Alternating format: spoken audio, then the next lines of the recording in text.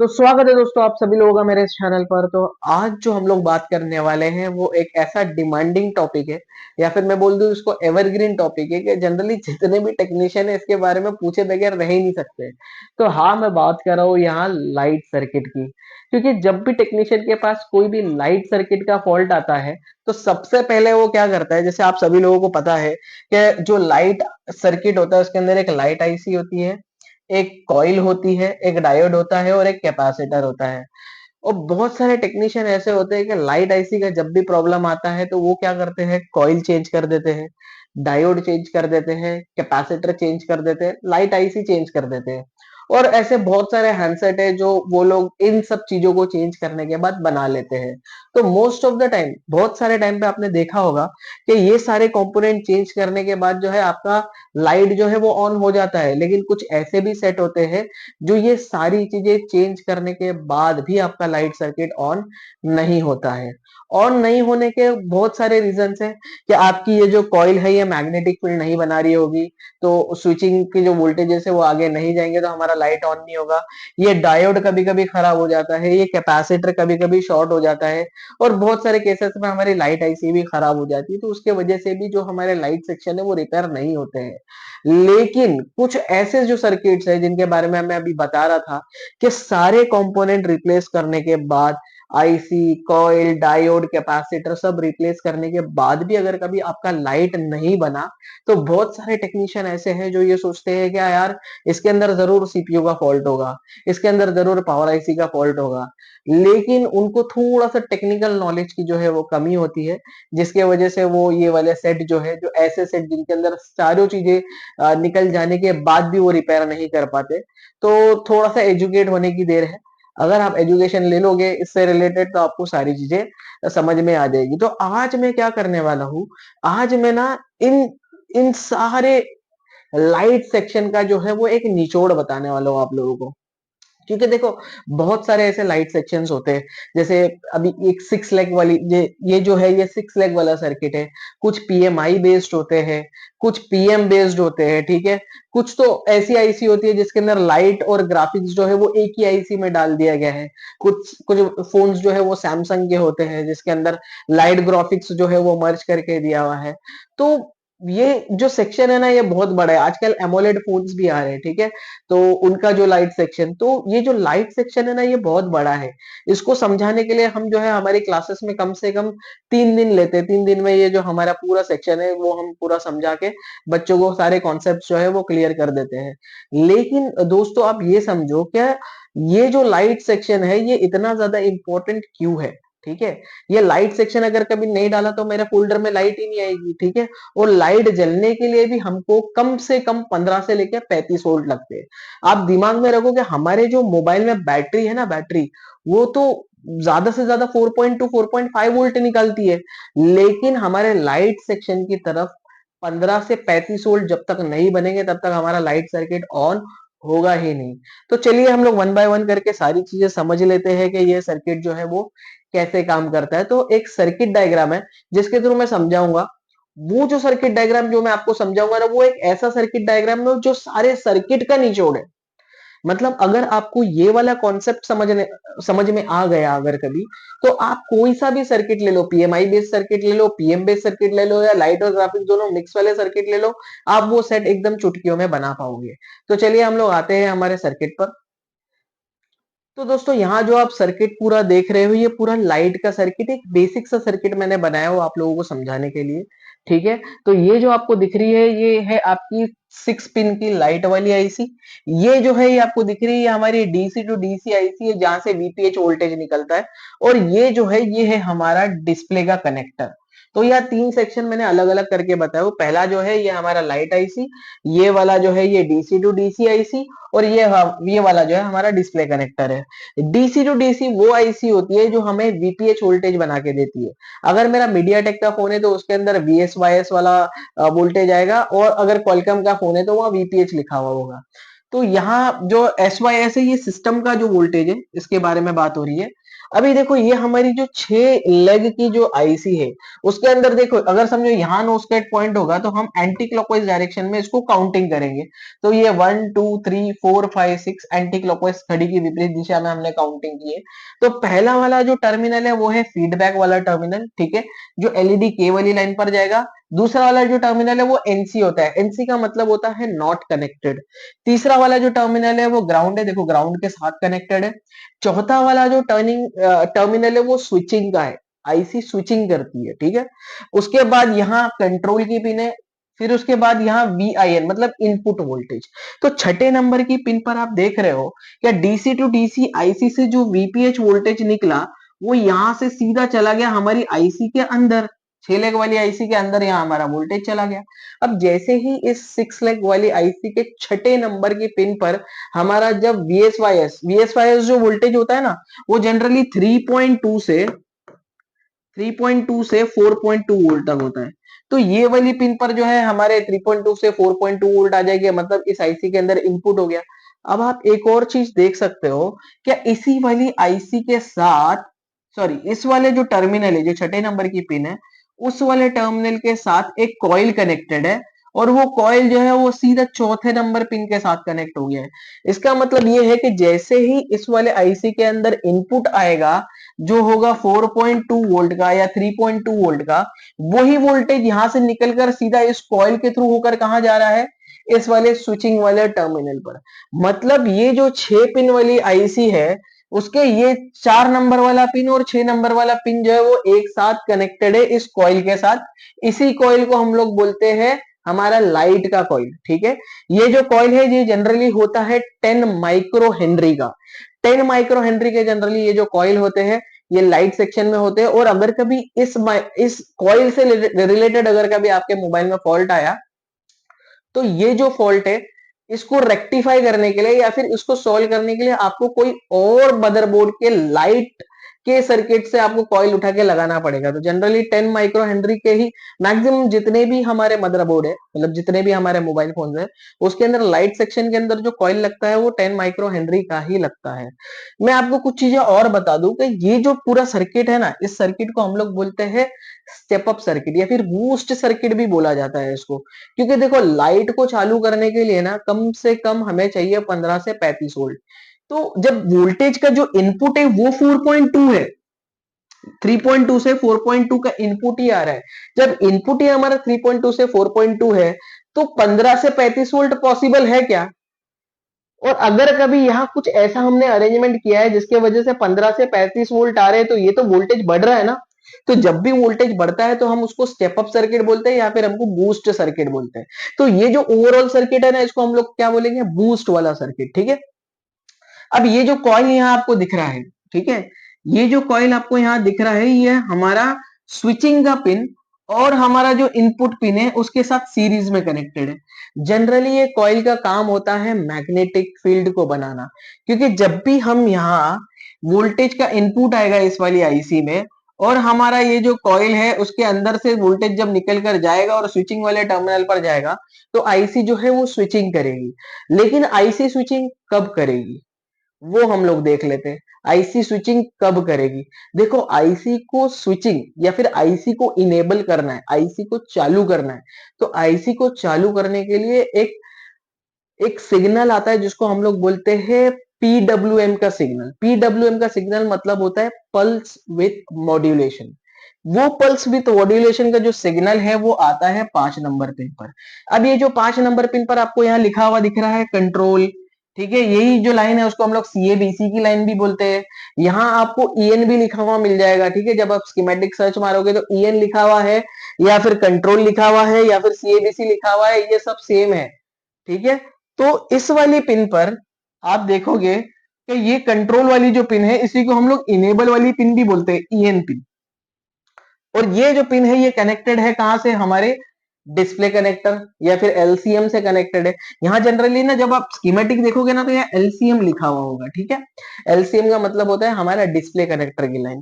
तो ये जो सीएबीसी की लाइन है ये हमारी इस वाली आईसी के कंट्रोल वाली पिन या 5 नंबर पिन पर जो है वो कनेक्टेड है। यही हमारे पीडब्ल्यूएम के सिग्नल जो है वो जनरेट होते हैं। पीडब्ल्यूएम का फुल फॉर्म जो होता है वो होता है pulse with modulation.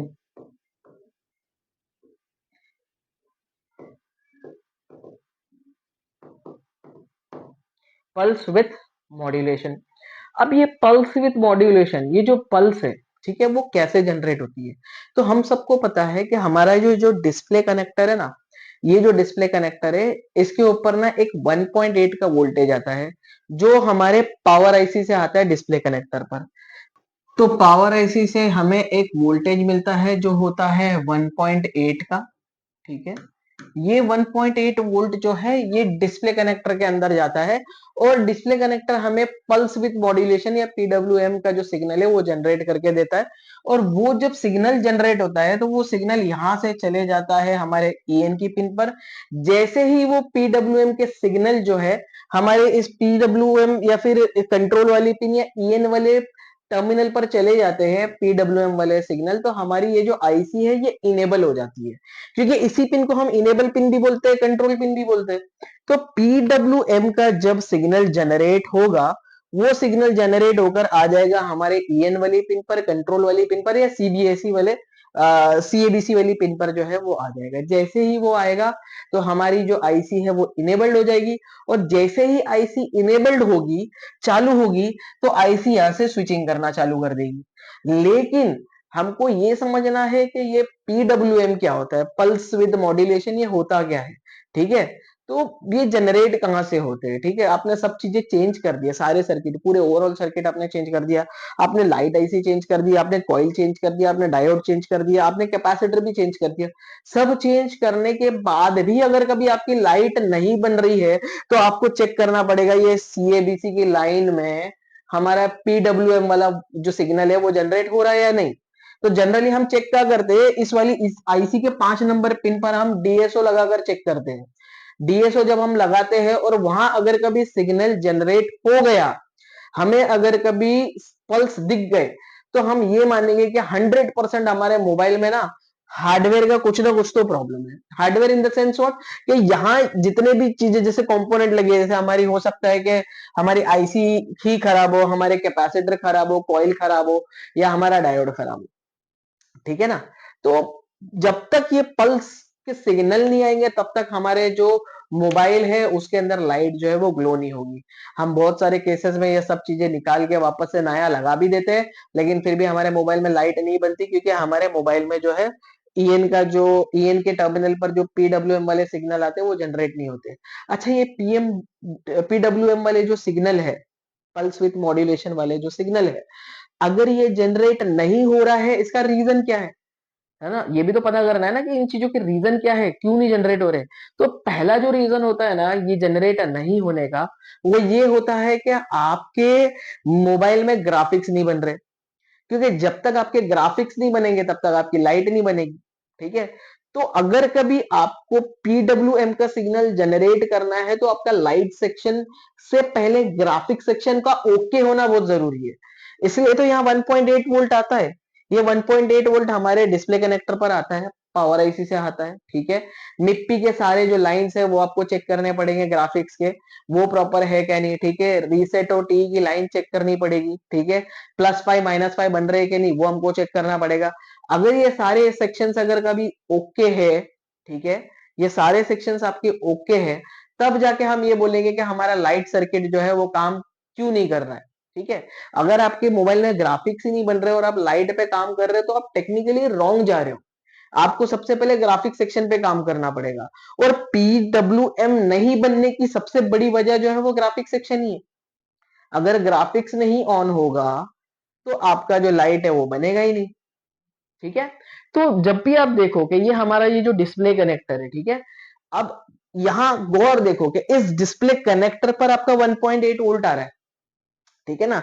Display connector पर आपका 1.8 वोल्ट आया, और जैसे ही आपने अपने डिस्प्ले को इस कनेक्टर के साथ लगाया, जैसे ही आपने अपना डिस्प्ले जो है उसको आपने डिस्प्ले कनेक्टर के साथ लगाया, तो ये जो 1.8 वोल्ट है ये डिस्प्ले के अंदर जाएगा, और डिस्प्ले के अंदर से हमारा पीडब्ल्यूएम का वोल्टेज सॉरी सिग्नल जो है वो जनरेट होगा, ठीक है ना। और वो जो पीडब्ल्यूएम का सिग्नल है वो जाएगा हमारे इस 5 नंबर वाले पिन पर, और जैसे ही ये जाएगा तो हमारी आईसी जो है वो इनेबल हो जाएगी, चालू हो जाएगी। आईसी चालू होने के बाद आईसी जो है वो स्विचिंग करना चालू करेगी, स्विचिंग करेगी। आईसी आईसी स्विचिंग करेगी। उसके पहले हम ये देख लेते हैं पीडब्ल्यूएम जो है वो दिखते कैसे। ठीक है, पीडब्ल्यूएम पल्स विथ मॉड्यूलेशन जो होता है, ठीक है ना, क्योंकि आईसी के पास पीडब्ल्यूएम का सिग्नल तो आ गया, वो सिग्नल दिखते कैसे, आते कैसे, तो हम देख लेते हैं।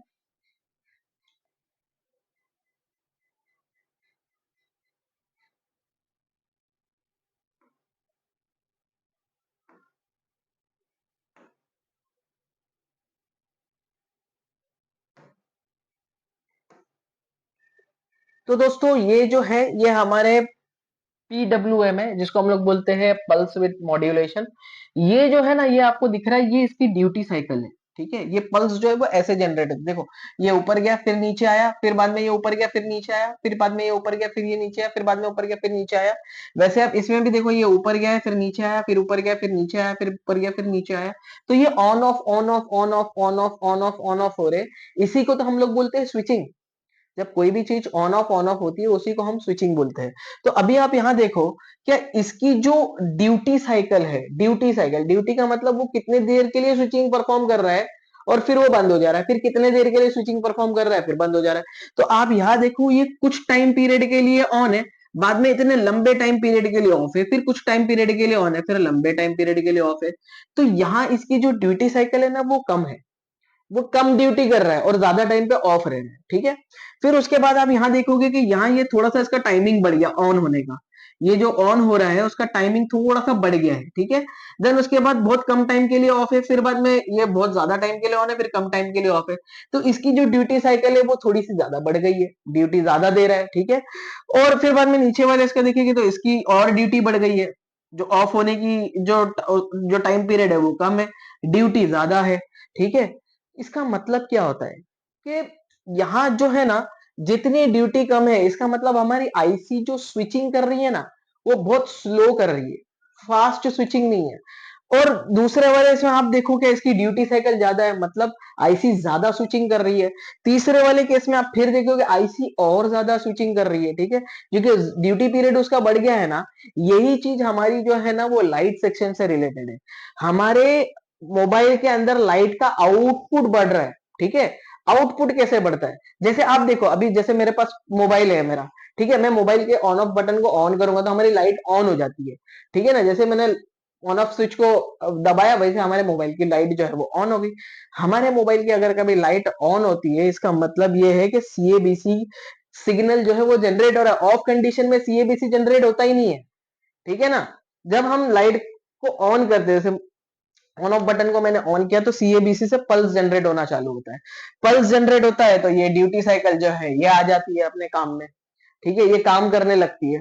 और आप ये देखो कि जब भी आपके मोबाइल की लाइट जो है ना वो लो कंडीशन में रहेगी ना, तो आईसी के अंदर स्विचिंग जो है वो स्लो होगी।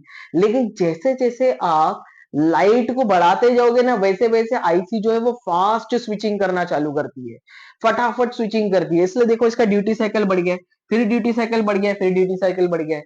तो फटाफट जब हमारी आईसी स्विचिंग करती है ना, तो उस केस में जो है हमारे जो वोल्टेज, जो आउटपुट पे जो वोल्टेज निकलता है वो भी बढ़ जाता है। तो आपको खैर समझ में आ गया होगा कि ये ड्यूटी साइकिल क्या होती है, जो सिग्नल जनरेट होते हैं। ठीक है, तो इसके बारे में हम अब थोड़ा सा हटा देते हैं इसको। अब ये समझ लेते हैं कि जैसे ही सीएबीसी जो है सिग्नल जनरेट हो गया, वो हमारे 5 नंबर पिन पर आ गया, हमारी आईसी जो है वो इनेबल हो गई। इनेबल करके हमारी आईसी ने स्विचिंग करना चालू करी। ठीक है, इनेबल करके हमारी आईसी ने जो है वो स्विचिंग करना स्टार्ट कर दिया है अभी। तो जैसे ही हमारी आईसी दोस्तों ये स्विचिंग करेगी, ठीक है ना, स्विचिंग करेगी तो स्विचिंग करने के वजह से इस कॉइल के अंदर मैग्नेटिक फील्ड जनरेट हो जाएगी। ये जो कॉइल है इसके अंदर दोस्तों क्या हो जाएगा, मैग्नेटिक फील्ड जो है वो जनरेट होना चालू हो जाएगा। तो जब भी इस कॉइल के अंदर मैग्नेटिक फील्ड जनरेट होगी ना, स्विचिंग करेगा, स्विचिंग करने के बाद मैग्नेटिक फील्ड जनरेट होगी, तो यहां क्या होगा, बहुत बड़ी बड़ी बड़ी बड़ी ऐसी पल्स जनरेट होना चालू हो जाएगी। ठीक है, इसके आउटपुट में, ये कॉइल के आउटपुट में या बड़ी बड़ी पल्स जो है वो जनरेट होना चालू हो जाएगी। तो यहाँ ये जो डायोड लगा है ना, ये रेक्टिफायर डायोड है जो फॉरवर्ड वाइज में लगा है। ठीक है, ये सप्लाई को जो है अपने पास से पास होने देगा लेकिन वहां से सप्लाई रिटर्न आने नहीं देगा। तो ये जो डायोड है जो फॉरवर्ड बाइस में लगा है, ये क्या करेगा, अल्टरनेटिंग करंट को डायरेक्ट करंट में कन्वर्ट करके देगा। तो ये जो पल्स जनरेट हो रही है, ये तो एसी वाली पल्स है या फिर पल्सेटिंग डीसी है पल्स के फॉर्म में। तो ये जो हाई हमारी जो पल्स जनरेट हो रही है ना, उसमें से ये क्या करेगा, डीसी को छाटेगा और डीसी वोल्टेज को जो है वो आगे जाने देगा। ये डीसी वोल्टेज जो है ये चला जाएगा हमारी एलईडी ए की लाइन पर, और यहां इसको जब ये डायोड जब यहाँ के पल्स को छाटेगा, तो यहाँ ये जो पल्स बनेगी, ये बनेगी 15 से लेके 35 वोल्ट तक, और हमारे एलईडी ए के ऊपर वो पल्स जो है वो चली जाएगी, और हमारा जो लाइट है वो ऑन हो जाएगा। तो एलईडी ए वाली पिन पर जब भी हमारा मोबाइल के अंदर लाइट नहीं जल रही है, तो आप ध्यान देना कि यही 4.2 वोल्ट हमारी इस कॉइल के दोनों टर्मिनल पर आएगा, वही 4.2 वोल्ट जो है वो स्विचिंग वाले टर्मिनल पर भी आएगा, वही 4.2 वोल्ट हमारे इस डायोड पर भी आएगा, और यही 4.2 वोल्ट हमारे दूसरे वाले डायोड के टर्मिनल पर भी आएगा, और हमारी एलईडी ए वाली लाइन पर भी 4.2 वोल्ट ही आएगा। लेकिन जैसे ही मेरे मोबाइल में लाइट जलेगी, यहाँ ये सिग्नल जनरेट होगा, स्विचिंग होगी, तो बहुत बड़े बड़े जो है स्पाइक्स आएंगे उसके अंदर, और हमारे ये जो डायोड है इसके अंदर से ये जो एसी है इसके अंदर से डीसी को छाट कर जब बाहर निकालेगा, तो उसका जो वोल्टेज होगा वो 15 से 35 वोल्ट तक होगा। तो हमारी लाइट जो है इस कंडीशन में जल जाएगी, क्योंकि लाइट को जलाने के लिए, बल्ब को जलाने के लिए हमारे डिस्प्ले के अंदर उसको 15 से 35 वोल्ट लगते हैं। तो जब भी आप लाइट ऑन करके इन टर्मिनल पर जब आप वोल्टेज चेक करोगे ना, लाइट ऑन होने के बाद, तो आपको यहाँ 15 से 35 वोल्ट तक दिखेगा, हमारी लाइट ऑन हो जाएगी। तो ये है पूरा कॉन्सेप्ट, कि आप सब चेंज कर दो, आईसी चेंज कर दो, ठीक है, आप कॉइल चेंज कर दो, आप ये डायोड चेंज कर दो, ठीक है, आप ये वाला कैपेसिटर भी चेंज कर दो, जो 50 वोल्ट का कैपेसिटर ये लगा है, तब भी हमारी लाइट नहीं बनती है। क्यों नहीं बनती? क्योंकि यहां से ये बीसी का जो पल्स है वो बना ही नहीं, या फिर हमारा पीडब्ल्यूएम जो है सिग्नल जनरेट ही नहीं हुआ, ठीक है ना। तो ये था पूरा हमारा लाइट वाला सेक्शन। अब देखो एलईडी ए, एलईडी ए का मतलब ये होता है क्या, पॉजिटिव, ए का मतलब होता है एनोड, ठीक है, एलईडी ए, ए का मतलब होता है एनोड। तो ये हमारी प्लस वाली लाइन है, तो जब प्लस वाली लाइन है तो माइनस वाली लाइन भी होगी ना। तो देखो ये एलईडी के वाली जो लाइन है ये माइनस की लाइन है, एनोड है तो कैथोड भी होगा। तो एलईडी ए है मतलब एलईडी के भी होना जरूरी है, क्योंकि वो माइनस वाली लाइन है। तो आप ये देख सकते हो कि ये जो फीडबैक वाली लाइन है ना, ये फीडबैक वाली लाइन, इससे आप देखो हमारी एलईडी के वाली लाइन जो है वो कनेक्टेड है। इसी लाइन में हमारा जो है ये एक एक रेजिस्टर लगा होता है जो ग्राउंड के साथ कनेक्टेड होता है। ये जनरली 10K के रेजिस्टर होते हैं जो ग्राउंड के साथ कनेक्टेड होते हैं, ठीक है ना। और ये जो है हमारी फीडबैक वाली लाइन के साथ कनेक्टेड होता है, पॉजिटिव है तो नेगेटिव भी है। अब फीडबैक वाली लाइन से जो हमारा ये जो एलईडी के कनेक्टेड है, ठीक है, ये हमारी आईसी को ये बताएगा पॉजिटिव तो है नेगेटिव भी है, प्लस ये भी ये देखेगा कि क्या हमारा नेगेटिव जुड़ा है, ठीक है ना, कनेक्टेड है तो ही लाइट ग्लो होगी, ठीक है ना। तो माइनस का होना भी बहुत जरूरी है, जब एलईडी के है, एलईडी ए है तो एलईडी के भी होगा। तो ये था दोस्तों हमारा ओवरऑल जो है ये लाइट सर्किट से रिलेटेड। अगर आपको ये समझ में आ गया हो तो मैं आपको ये बोल सकता हूँ कि आप चाहे कोई सा भी हैंडसेट उठा लो, आप 10,000 वाला मॉडल उठा लो, 10,000 रुपए वाला कोई सा भी मॉडल उठा लो, आप 20,000 वाला उठा लो, आप 30,000 वाला उठा लो, आप 50,000 वाला उठा लो, जो एक्चुअल कॉन्सेप्ट है ना वो यही है, लाइट कैसी जलती है, ठीक है। तो ये है हमारा पूरा कॉन्सेप्ट कि लाइट को कैसे जलाते हैं। अगर आपको ये समझ में आ गया तो प्लीज दोस्तों मेरे कंटेंट को लाइक करो, शेयर करो, चैनल को सब्सक्राइब करो, मोटिवेट करो, ठीक है मुझे, ताकि मैं और आपके लिए ऐसे वीडियोस, नॉलेजेबल वीडियोस जो है वो बना सकूं। और आप ये मेरा वीडियो कहाँ से देख रहे हो प्लीज मुझे कमेंट सेक्शन में बताओ, सो दैट मुझे जानकारी मिल जाए दैट आप मुझे कौन कौन सी जगह से देख रहे हो। तो आज के लिए दोस्तों इतना ही, तब तक के लिए आपसे इजाजत चाहता हूँ, बाय बाय।